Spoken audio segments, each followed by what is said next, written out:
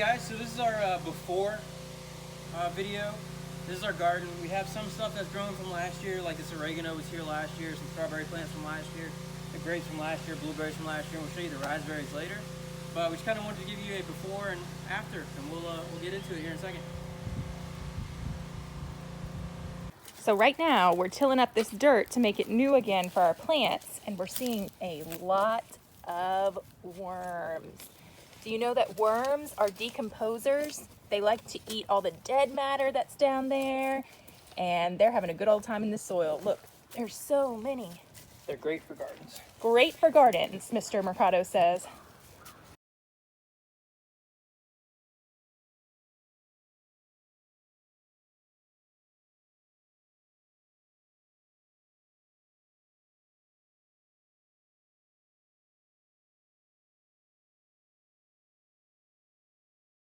So we just found something cool in the garden I wanted to show y'all. Look at this. It looked like just a little weed, but if you look closer, you see that this is an acorn. And there's some roots, and this stem is growing out of the acorn. Do you know what acorns grow up to be? I'm gonna show you. Over many, many years, an acorn will grow up to be an oak tree, just like this one. This is a really old tree in our backyard that's probably been here for over 100 years. And the longer they grow, the bigger the treetop canopy will be. So sometimes people grow trees on purpose. They'll plant a seed and a tree will grow, or they'll plant an acorn. This one was not on purpose. An animal dropped this acorn here, probably a squirrel or something, but that's just more proof how plants and animals and humans work together to keep our environment the way that it is. All right. So we've made our dirt fresh, pulled out all the weeds, added a little bit more dirt. We are trying to save some plants from last year. We have peppers right here. We have some strawberry plants here, and then oregano over there. So those are from last year, and now we're gonna plant our new plants, but we have to decide which plants to put where. As you can see, this garden box gets a lot more sunlight than that garden box. Do you see the shade? So we need to decide which plants need more sunlight and which plants are going to be okay with a little bit more shade.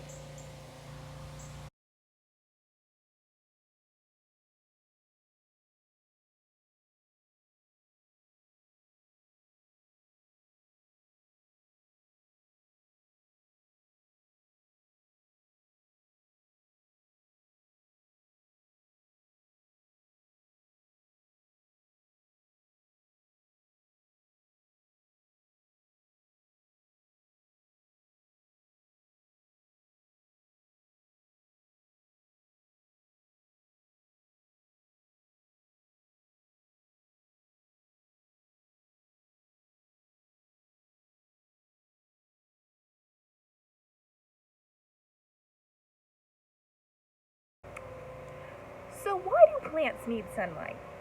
Well, no matter what type of plant it is, this is an eggplant, this is going to be a tomato plant, but even flowers, trees, anything that has leaves needs sunlight because the sunlight touches down on the tops of these leaves and converts this sunlight energy into food for the plant. So the sunlight converts into food that goes down the stem and feeds the plant. So every plant will need sun. There are some plants that don't need as much sun. That's why that you can plant them in the shade. So to reiterate on Ms. Mercado's explanation of sunlight, tomato plants, which these are both tomato plants, need full sun 6+ hours a day. I bought these plants last weekend, and I came and put them in the backyard just to keep them for this weekend when we did all this work, and this pot fell over. Why do you think it grew like that?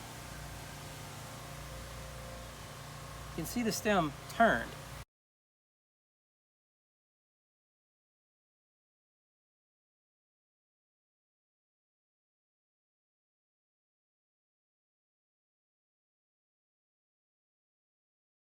It was trying to get to the sunlight. Just to show you how much plants need sunlight, they will literally turn their bodies or their stalks to get the sunlight. So if they're competing with anything else, they will grow around it if they need to. So here we are with my eggplant again. When you buy vegetables or plants from Lowe's or Home Depot or a store, they'll come like this in a little carton. But they won't survive forever in these cartons. They need more room to grow. So when I take this plant out of this container, see how this dirt is compacted and all of this plant's roots are stuck together. It's not getting enough water soaking up from the roots in that small little container. So when we plant it in our garden box, it'll be able to root out, spread its roots across the garden box, and be able to soak up more water so then the plant can grow bigger. So our roots soak up water for the plant. That's why the roots grow deep into the ground to get all that water to make the plant grow. So our plants need more space. That's why people plant gardens. So here we are with my eggplant. I'm about to plant it in my garden. I need to make sure I dig a little hole big enough for my plant to grow. And see how this plant is shaped like the container. We want to make sure we break this up a little bit before we put it in our garden. That way the roots know that they're not in this shape anymore. They can grow if they need to. So I'm going to break it up. Be careful not to break our roots though. And I'm going to stick it in the ground and then compact this dirt around. And then we're going to water it so that the roots can soak up some more water, the sunlight's going to hit it, and it knows that it can grow. All right, guys, so our garden's complete. We have everything in the ground. We did the zucchini and squash up here. We had the strawberries that were there last year that we left in the ground. Oregano, which was also here last year. We planted this tomato and we put this cage up so that it can support the weight of the tomatoes and the branches. We also have another tomato in here. You can't see it yet. I'm going to put a cage on it later once it grows up a little bit taller. We also put a few things in pots this year. We put some thyme in the pot. We put another pepper in a pot. We put a cucumber in a pot. I wanted to try that out. Cucumber's vine, so we put it on this fence so it can grow on the fence. I also did cilantro. I did that in a pot because I did it a couple years ago and it really took over. So I'm trying to contain it to the pot. Same thing with the thyme. As you see, we got rosemary right here, also an herb, and then some garlic chives. I think Morgan or Miss Mercado went over the peppers with you and the eggplant. So look how much is perked up just by adding some water to it. And then you also see the flowers in the garden. It's a marigold. It's actually there to attract bees and wasps and other pollinators, and those bees and wasps also eat bad insects that can damage the plants.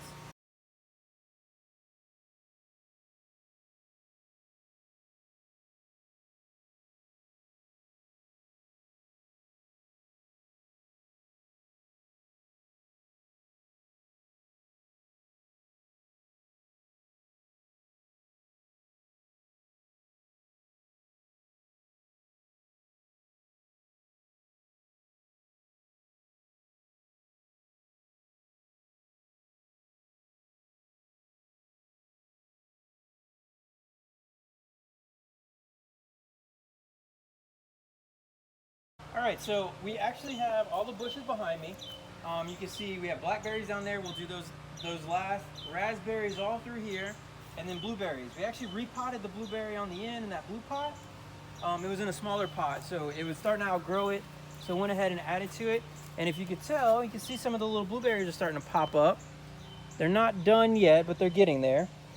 And one cool thing about raspberries is they shoot off vines, and they have thorns on them.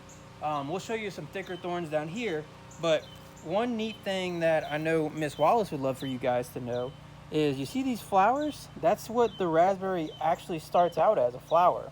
Then it turns into this, which looks like a really small little berry, and then they start changing colors as they're getting more ripe. And when they're ripe, this one's actually a black raspberry. So you see well, this one's ready to go. So, yum yum. But as we come over here, you'll see all the vines growing. You see the raspberries. You can see the clusters of them forming. Here's a good one. You can see the thorns. So you see the thorns in there? They have that for protection. You see one right here? They have that for protection so birds don't land on it, eat the fruit, because at the end of the day, they want to produce fruit. That's what makes them prolific. So if we keep coming down here,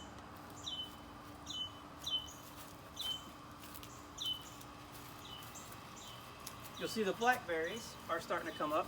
They also start as a flower. It's a different flower. but they do start as a flower, and then you'll see they start to form little berries. We don't have any ready yet because those come out later in the year, but we're getting there. We're starting to get a lot of fruit on the a lot of fruit out of the blackberries, as y'all can tell. I'm sure you can see clusters of them all over the place, and they're very delicious. All right, so this is a grapevine, and this grapevine I think is 3 or 4 years old now. But grapes are very, very, very intriguing because the rootstock can live for up to 40, 45 years. And you see how it looks really old and kind of almost grimy, dirty? Well, as these grow, every year you have to clip them back. And the main stalk that comes out of here shoots off these new stalks every year. See how this is really green? This is kind of wood looking. So it turns out really, really, really cool. But they grow in vines, so you can see them growing and trellising on here. So I have them, I'm trying to lead them on the fence. So I'll put them here, and these, look, these little things actually wind up and catch and hold on. See how they swirl around? They almost make their own little hooks. So they're really a neat plant. They have really big leaves, so they use a lot of sunlight. They need a lot of sunlight. So that's why we keep them on top of the fence so they get as much sunlight as we can.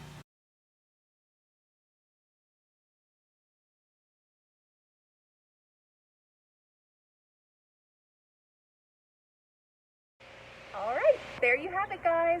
We are not professional gardeners. This is just a hobby of ours in our backyard. But Mr. Mercado has researched a lot about all this stuff, so he kind of knows. Hope you guys enjoyed, and we'll share some fruit and veggies with y'all if we get the chance.